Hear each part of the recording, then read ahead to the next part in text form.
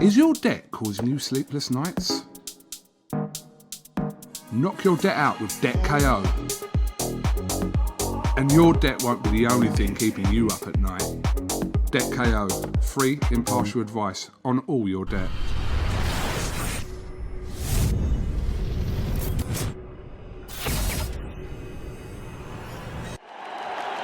This is something that comes along every now and then in generation, and it's special. Razabani for IFL TV in association with MTK Global. With me all the way from New York, it's dark as well there and probably cold and gloomy as well. Heavyweight himself, Mr. Otto Wallin. Otto, how are we doing? Doing well, thank you. Having a good night, watching some boxing and, just relaxing. Thank you for giving me a little bit of time. Obviously, the reason I kept pestering you yesterday and today is wanted your reaction to obviously Anthony Joshua's victory over Pulev. What did you make of the fight?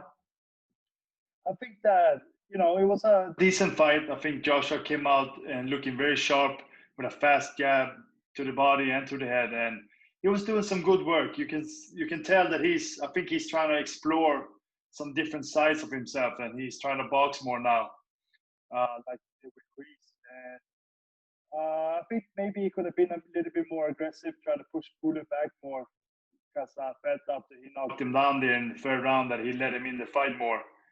And so I wish Joshua would have been a little bit more aggressive, try to get Pulev go back. But at the end of the day, he did a good job, and he came out with the victory in a knockout. So that's always positive.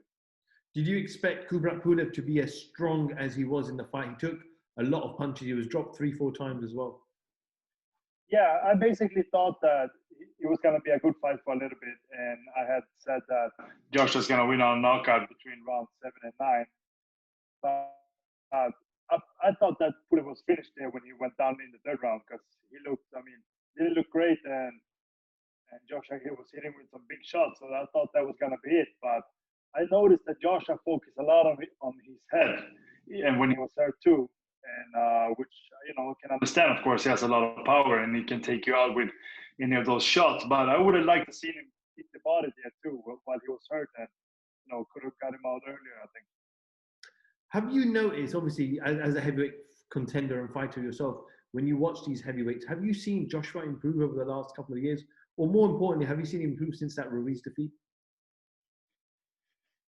I think he's improving, yes. But I think that, I don't know, I don't think that the boxing side of him that he showed today, I don't think that's his style. I think more, coming forward, trying to push the opponent back. Because he's got a solid jab, and he's pretty fast to be that big.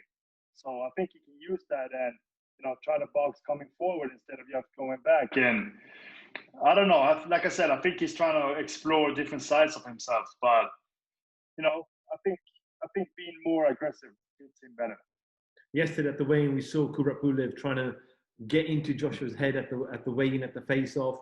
We saw a side of Joshua we've never seen before, a bit more spiteful, and kind of Joshua went in his face as well. Do you feel like Pulev was trying to get into his head and then hopefully for Joshua to make mistakes on fight night? Yeah, I think so. I think that's what it was about. And I think Pulev, he is that type of guy. He likes to do that. I've been around him some and sparring and stuff, but not like that he did that then. But you can tell that he's that type of guy that wants to be in your face and stuff, maybe pulling you around a little bit. So I think that was what he was trying to do. And did it work? I don't know. Maybe. In terms of Pulev as well, he's 39 years of age. We know he lost that only one time to Vladimir Klitschko. He still has, game left in him in the heavyweight division. Yeah, that's pretty impressive. I said to my strength and conditioning coach tonight, man, I said, Pulev, he's 39. I'm only 30, man. I got maybe 9 years left. I said that hopefully everything goes well for me and I'll be fresh, not taking too much punishment, and I can keep going at that age. That would be great. Because, I love boxing, so see what happens. Obviously, the UK fans want to see that big fight, Tyson Fury and Anthony Joshua, for the undisputed championships, for all the belts, for all the bragging rights. You've been in the ring with Tyson yourself. How do you see that fight playing out? I think that if Joshua boxes like he did today, I think he's gonna get outboxed by Fury. I think Joshua is gonna have to be aggressive, come forward and try to trap Fury and just hit him with solid shots and to the body and the head. I think Fury is a great boxer, so he can outbox Joshua, especially with his size and his awkwardness.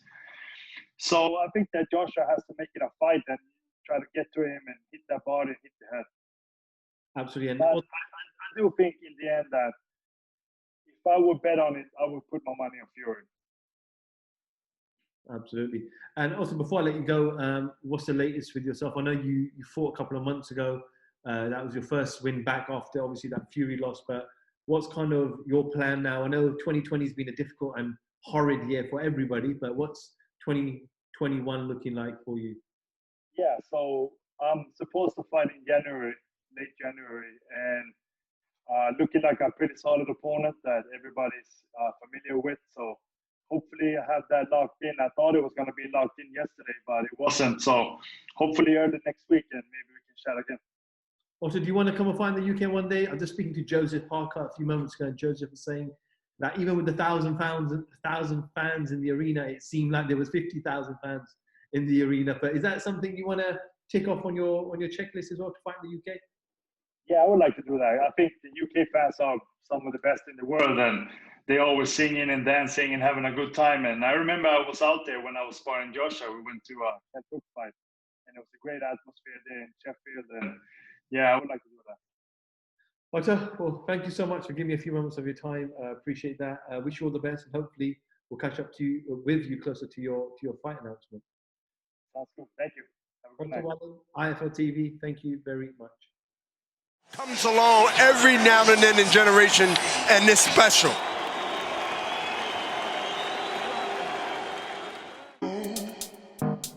Is your debt causing you sleepless nights?